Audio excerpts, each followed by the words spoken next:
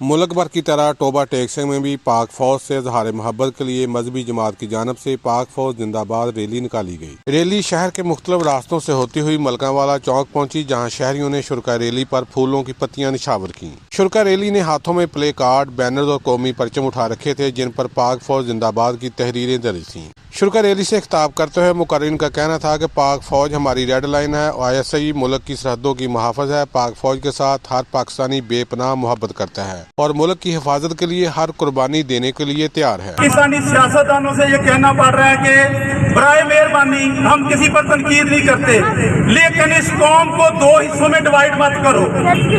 یہ جو آج مضبوط ترین پاکستان ہے، یہ مسلح افواج کی قربانیوں کی وجہ سے آج ہمارا وجود قائم ہے۔ ریلی کے اختتام پر شرکا نے پاکستان کی ترقی، امن اور شہیدوں کے لیے خصوصی دعا مانگی۔ کیمرہ مین علی حیدر کے ساتھ سلطان محمود، ٹوبہ ٹیک سنگھ۔